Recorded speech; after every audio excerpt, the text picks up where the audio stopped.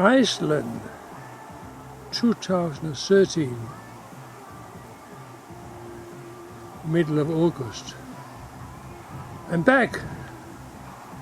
I will start this film almost identical to last year's. This year had not changed. Still, the level had been raised here, and they're now down low from what it used to be because of the enormous filling in of the site. But there's a little change here. Let's see if we can see it. This is not a swarm. It's a queen cell together with half a dozen brood cells. As far as we can ascertain, the queen had hatched and is running around. But there are no eggs yet. I think there might never be, but anyway, we hope the best. One thing, just like New Zealand have a climate change with an enormous dry period in the summer, Iceland had a very cold and wet summer. Very little honey. Everybody complaining about it. We have the stores there just as last year. And also, I will repeat exactly as much as I can. Last year, the honey house had been completed. The most elaborate and expensive honey house I have ever come across. Let's see if we can. No, we can't get it any further, too close. But anyway, it's now finished. We will examine that in detail, good, bad, and different about it, and lots of different, some bad, not much good.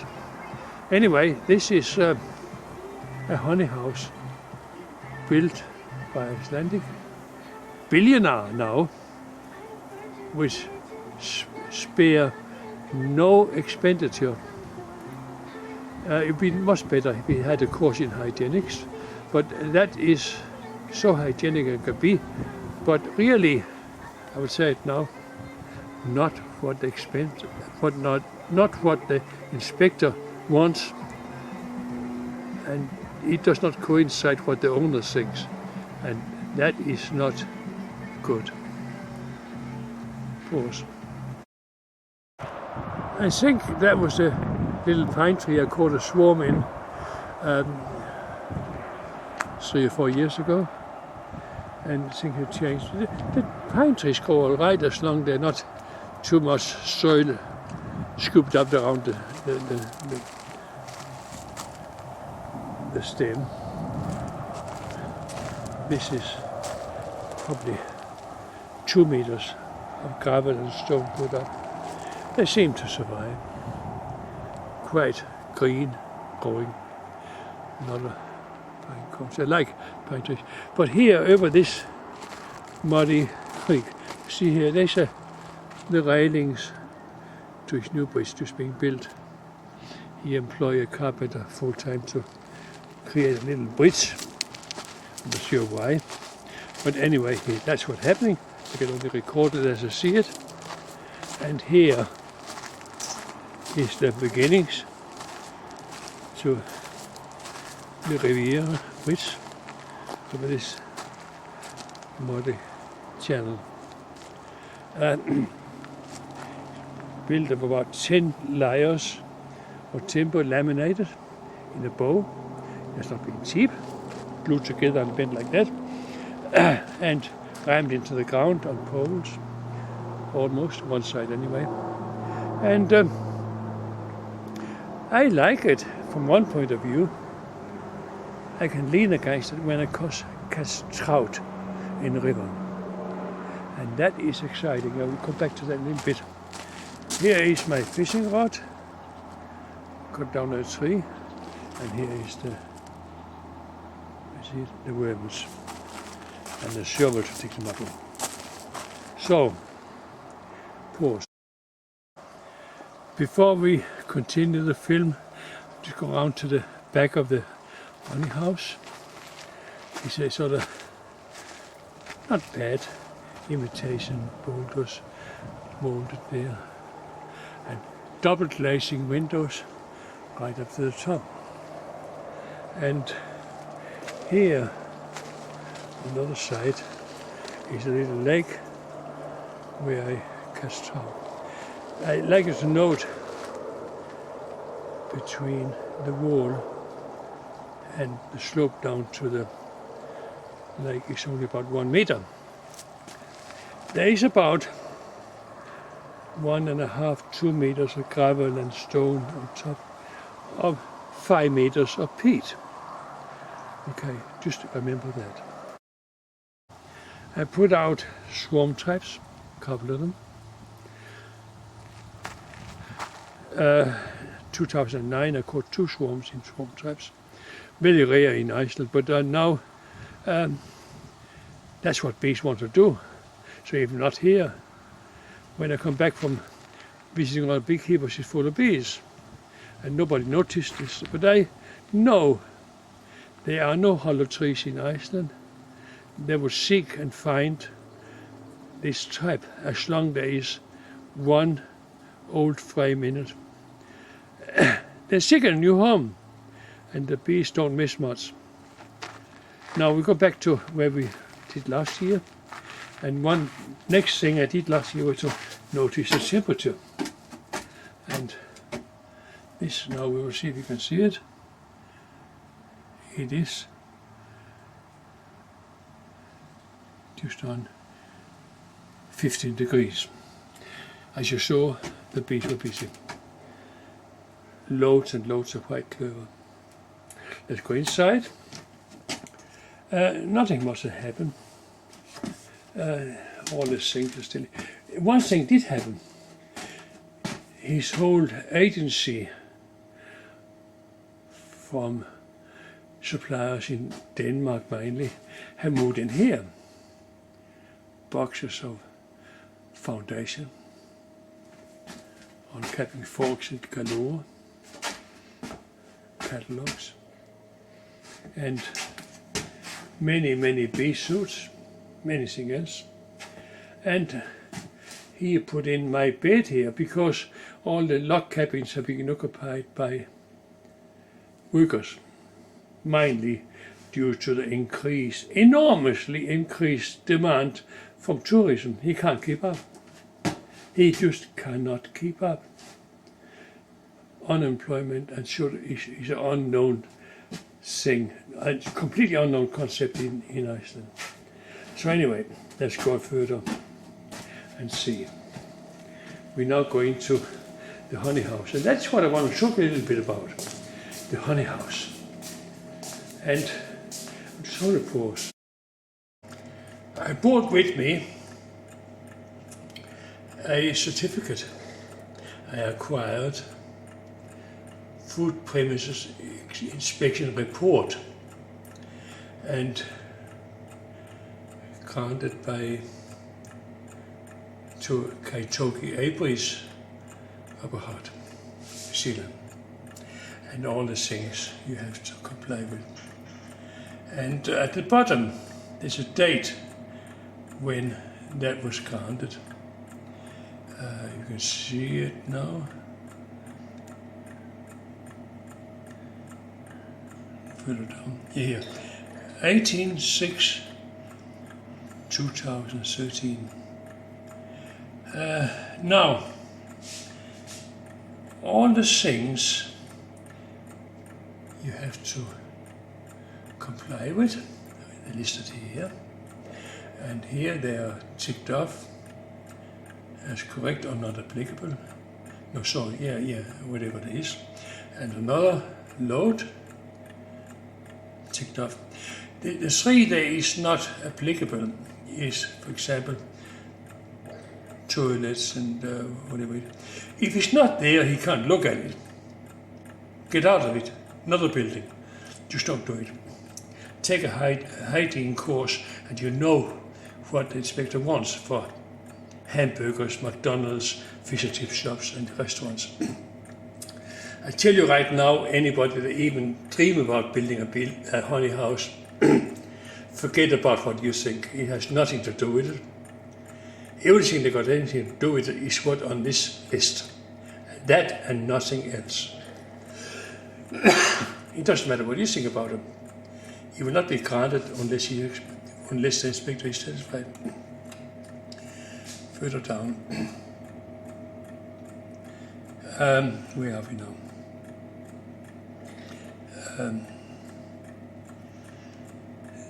What you call the level of hygiene noticed was. Sorry, I'm sorry, the battery ran out. I got a new battery now. Carry that with me. The standard of food hygiene noted was poor. What do you say? Adequate.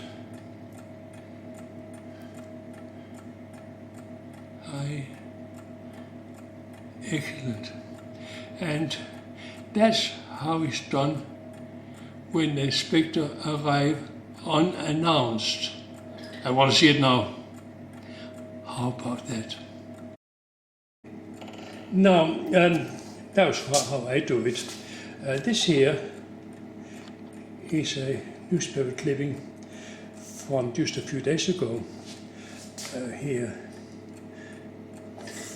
let's just have a look. 30th of July 2013. Okay. Now, it shows beekeepers here showing off.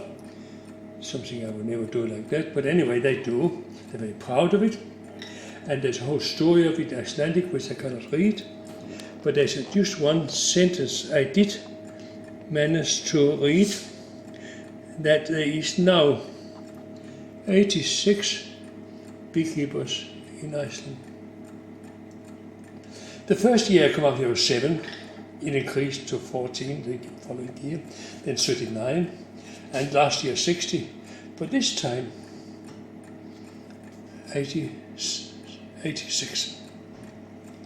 And this newspaper have finally began to take an interest in this, what they view as most peculiar people, not realizing it is actually the most noble craft man can indulge in.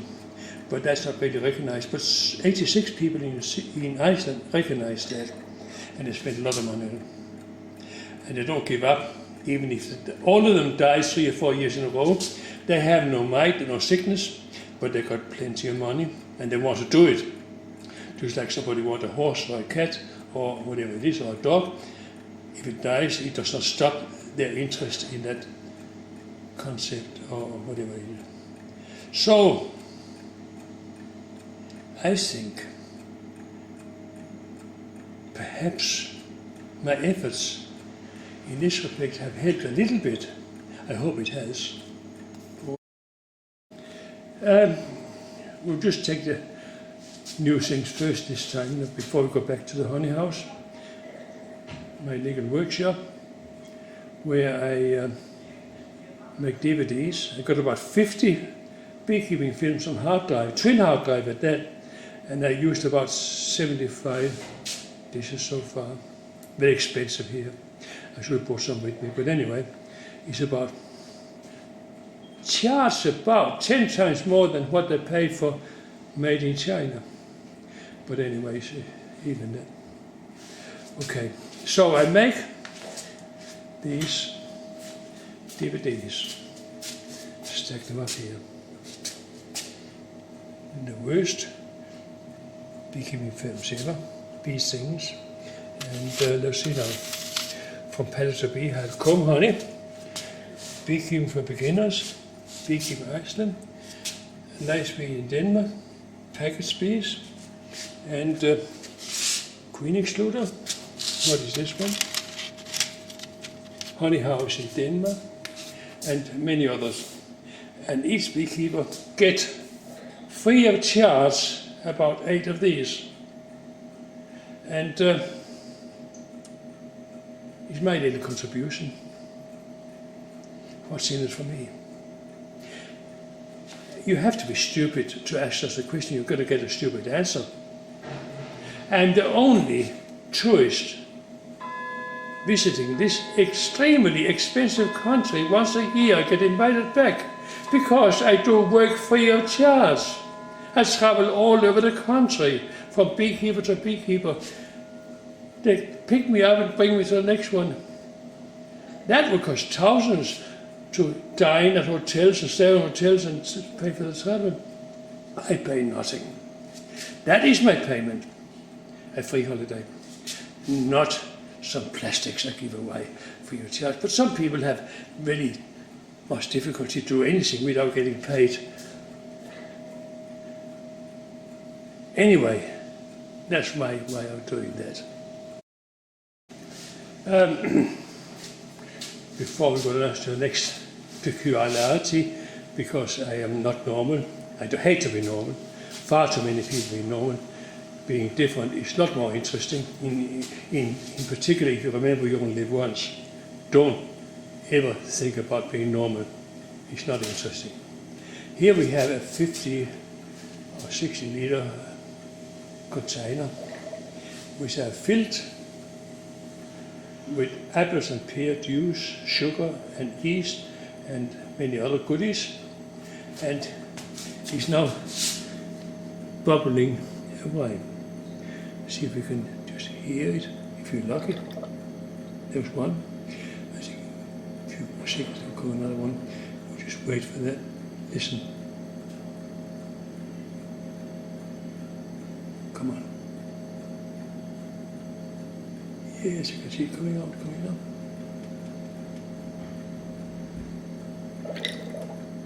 Wow.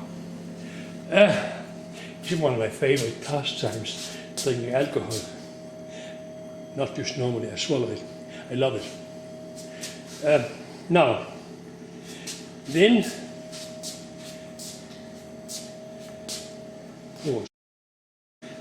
yes, some of the other things, the beeswax. That is purely my efforts over the years. Now, 7 years visiting this country once a year. On my old age pension and what have you, poor old David. And I do that. I come up here working hard, also free of charge. And here we have it. 30 kilos of first class beeswax. I will explain some of the history of it. Last film I did last year showed these 5, 3 and point something kilos. And the other 2 there, one 10 kilo block about this, makes about the 30 kilos.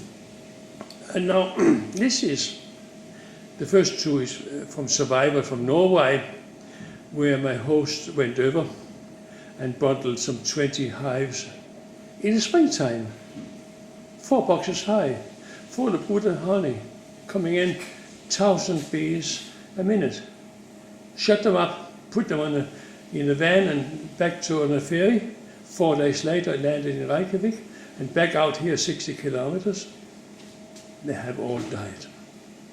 Now that is an experience, but not to mention the experience. It was halfway across the Atlantic, or no, sorry, the North Sea, where the captain went up to the restaurant and picked my host on the shoulder. She said, "Is that your van number so and so?" Yeah.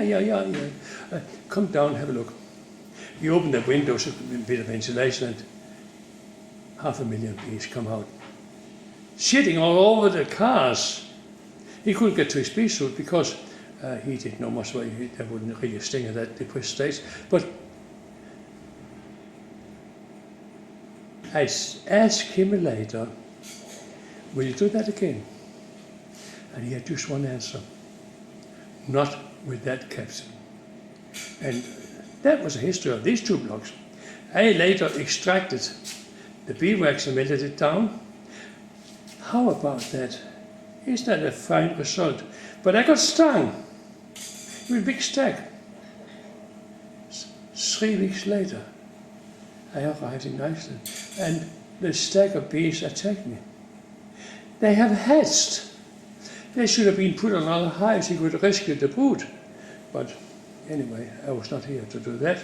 So anyway, later I did another batch. This you're looking at here is the only beeswax in existence in Iceland. And over this now 4 or 5 years, nothing has happened to it, in spite of my efforts trying to make him sell it. Probably in Iceland, $20–25 a kilo. You could get it quite easily on cosmetic shops. You cannot only get beeswax in Iceland from here and only 30 kilos. That would be the limit. I know. Nothing is for sale, nobody else knows how to do it either. So there. Now to the little evaluation of the honey house. He had here a storage of about a ton of bee food from Denmark. I moved the beeswax in, so that is just something happened in the last half an hour. But looking at my requirements from a beekeeping inspector's point of view, there is what he intended to the little log cabin to be a honey house. Gave that up, enough for storage. I agree with that part of it, but there's no door, just had the opening. Okay. And the ceiling. I would have thought this bar running across had a flat ceiling instead of all the cracks between its panels. And the lights, as you see it over there, instead of round, have a flat one fitting to the flat ceiling. And the top of the window has got a shell there where he, with a bit of serviette, could pick up dust, like an army sergeant on inspection. We have a contraption here. I have no idea what it does in the honey house, but it's connected to three-phase power. Two big elements, and it has got, have a look, everything here is stainless, on rollers. Who's it? Magnetic looking. Now, there's a stainless steel bench. Yeah, that's good. Not a problem. But the most complicated sink, what do you call it? Water tap I have ever noticed or come across. We start from here. And see what you do. You cut this and you put it one way, otherwise it's hot and cold. Anyway, that's the beginning of it. Then it can be shut off there. It goes up further. It polished stainless steel, and it goes up further and further. In something, all is stainless, but the round, I have no idea what. Certainly not needed. An inspector will be looking closely on that, what that was for. Is that something that's needed in a honey house? So, okay, let's go further. There's a deep fridge here. Inside the honey house there's a refrigerator. And I tell you something, when I come here first, what he has in it was only one box left now because I've been here for a little while. 12 boxes of beer. And one box of Coca-Cola, something else. It a little more space now because I have diminished the beer a bit. But it's not really needed in a honey house. So perhaps we can agree that would have to disappear. Another thing there is a result when you open that door and take something, you then sit down in the chairs here, 1, 2, 3, and there's a tea, another chair, and enjoy what you get out of the refrigerator in the sunshine, even at midnight. And then you have to dispose of the cans. And we have a almost stainless steel, completely on 4 wheels, purely for cans. I struggle to see what that item had to do inside a honey house. But it's here. Okay, let's go further in our considerations of this. Here is through one door. It has not been varnished or anything, but they built out a little thing here. There will be dust on top of that wall, but anyway, not to worry. It is a toilet and a hand basin. You might think it's quite normal, but it's not. It's unique, absolutely unique. There is nothing in here, there is not polished stainless steel. So let's just have a look. The handle is stainless, the tap is stainless, the toilet paper holder is stainless, the thing to wipe things totally stainless, and the holder into the wall is stainless, and the tap here is stainless. Not only that, electronic, God knows what. So you sit down here now and then and have something, and you open it up and have a leak. Naturally you have to do that, and you close it again, and it closes very slowly. So you can do that, and you then close the other one. Wow, how about that? I am impressed, but I asked the question again, what should that have to do inside a honey house? Nothing. It should not be here. Now, the handle here is all stainless. A pause. Back with this little experiment here, because of the wall outside, very heavy concrete on top of peat, even that is hidden on the ground. I think we can see the spirit level there. Can we? Not quite level yet. You can see it. It needs to be lifted a bit more up that end. And this piece of wood I bought from the carpenter. It's about 2.5 meters long, or maybe not quite that much. So, held up by a beer can in that end towards the toilet. And he's thinking about, I think, 1 inch a year. It's going to be the leaning honey house of Iceland.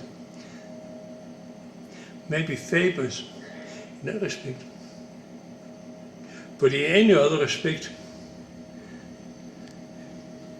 well, I like to just finish off. I have to collect my thoughts. Here is another little experiment.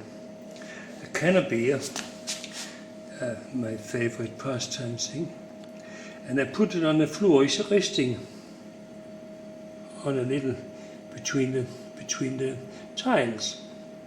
So I'll just give it. You can see it. Sorry. Slight push. And it goes to the toilet by itself, long before I intended to be there. That is not my understanding how beer should be disposed of.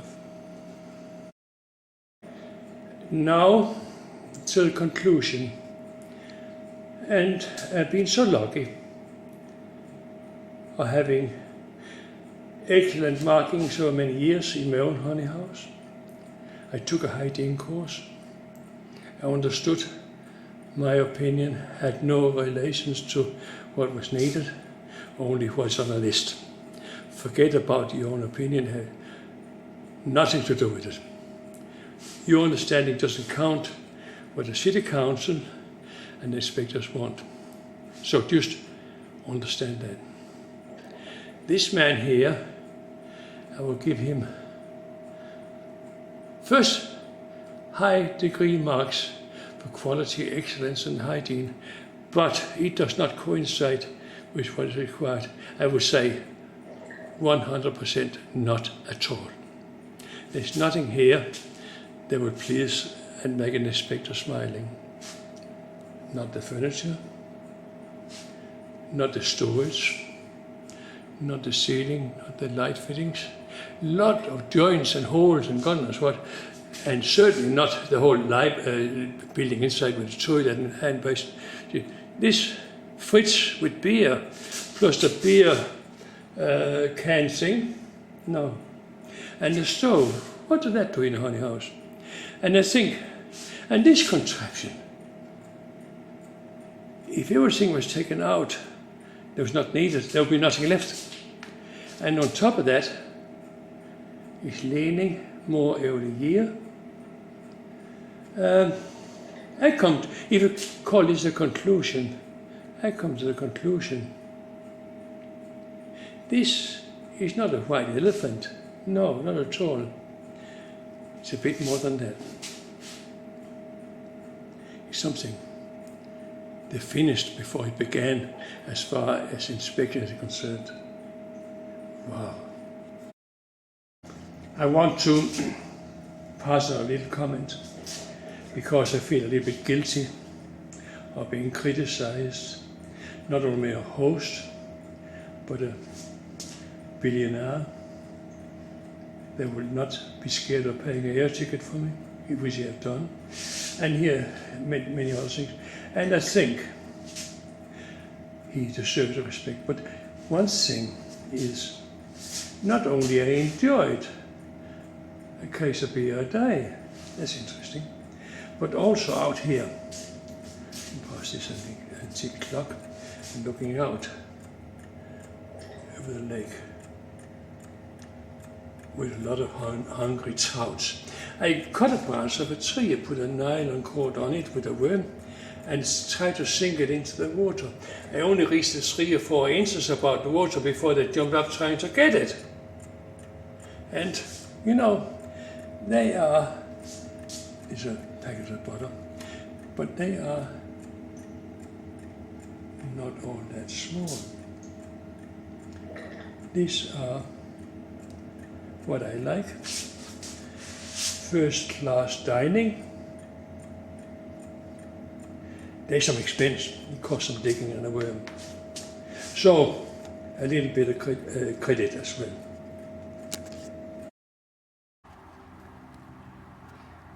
Here is a bee collecting nectar from white clover. It's about 3:30 in the afternoon, 16 degrees. It's very busy. Not all that warm.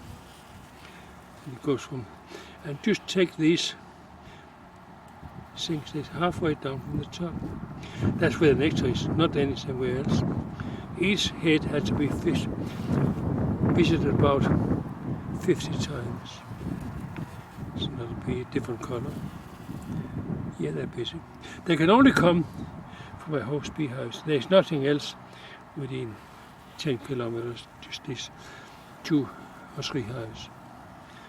Okay, let's just look at what is next to it here. A little bit of interest. I affect the whole beekeeping quite a lot, more than quite a lot.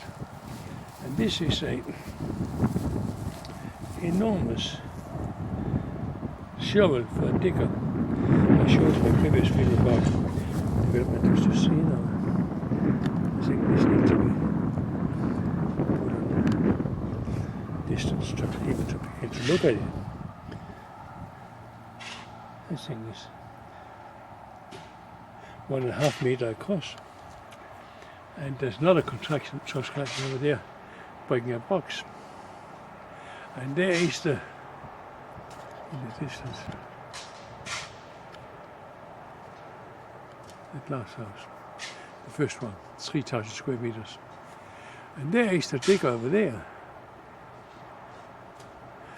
Over here, right up to next to nothing, when I filled in stones and hard stuff and removed all the topsoil and stored it there. Removed all trees, everything, 1,000 truckloads to 3 meters over there, the distance. This is next year's glass house, another 3,000 square feet. I don't really personally think you got a hope in hell keeping up with the demand. Twice in my choice, many millions, they will always want more in Iceland.